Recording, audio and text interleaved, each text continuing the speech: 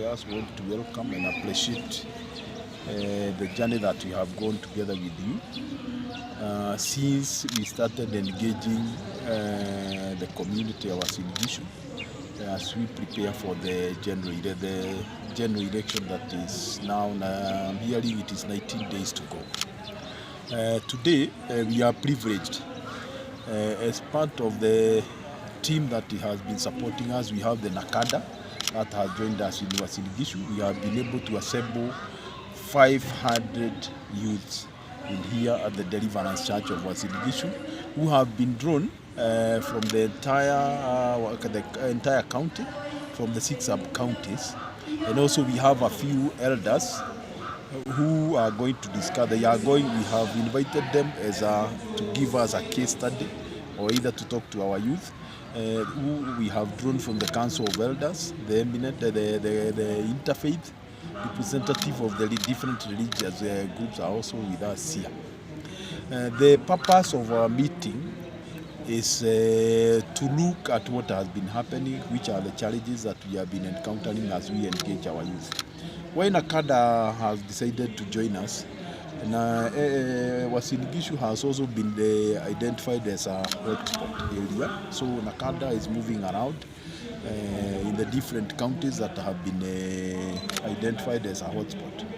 But for us as security people, together with the multi-sectoral group, we have continued as an activity that we have been doing to educate, to change the understanding or the perception of our leader, both our leaders, both our elders, Kanisa, including our youth, so that they can understand election is a one-day affair. And that's the reason why we have also now brought on board the youth. How are we going to ensure, as one of the issues, how are we going to ensure there won't be any issue, there won't be any challenge, problem during the election day? One of the key issues that is coming out here, the political class, traditionally they have been buying illicit brew, drug to our youth.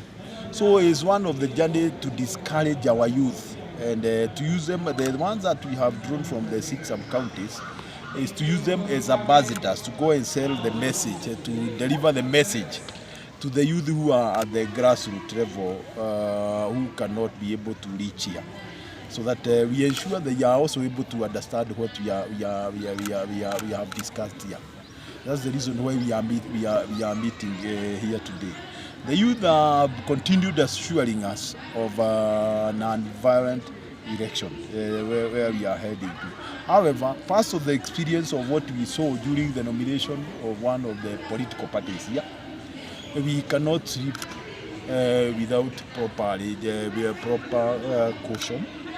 We are security players. We are still putting our house in order. We are still preparing to ensure movement when it comes to the issue of the IEBC. They will move smoothly. Transport are being the transit of the northern corridor was in vision.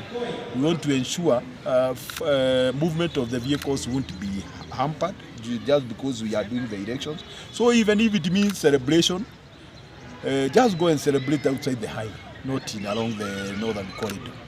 You also need to remember we have an international airport that is serving the northern part of our country.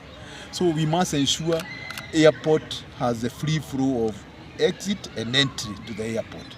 And also we are also having other very critical infrastructures in our county, which we are also ensuring the minute we engage the youth, they must keep off from interfering with the normal operations, so that during that voting day and after, businessmen, those who are opening shops, hardwares, supermarkets and also hotels will be running normally in Wasiligishu. What we must also is also very important because in our discussion here inside, it's also good to mention among the proposals that have been raised by the youth here is during that day we ensure we have crossed all the bars. We will have an allowed table discussion with the liquor licensing board of the county to ensure during that voting day we won't have voters, youngsters who are already drunk during the day, that we ensure so that we can have a sober, normal person who is participating in the, when you are going to the polling center. Otherwise, the way we have started, the way we are working with our youth, they are also the ones that we are going to use. The areas that we feel there is a challenge, we are also moving on. The remaining 19 days, we have not stopped engaging the youth. Now, what we have done, including our deputy county commissioners like today, we only have 3 deputy county commissioners. The others are engaging their youth in the rural area. Those from Moiben, the DC Moiben, the DC in Abukoi, because they had program to meet with their youth on areas that we need, that we have realized it requires quite a number of engagement. And we are moving this journey with the entire leadership, Council of Elders, watu ya kanisa, na tunameendelea namna hiyo. And the way we have also done it, hasa tukiangalia the campaign that has been happening. The IBC sat down with the candidate, particularly for the case of the governor. They came up with a program on who should be in which area, and that is how they have also been able to obey the program they agreed with the returning officer. And that is the only way we can be able to ensure hata during the voting we agree, piga kura alafu urudi kazi yako. Ule amepewa kazi ya kuchunga kura, the agent appointed by the candidate is the one that will also be allowed to be in the what we can call polling center, the primary school or the secondary school that has been gazetted as a polling center. Thank you.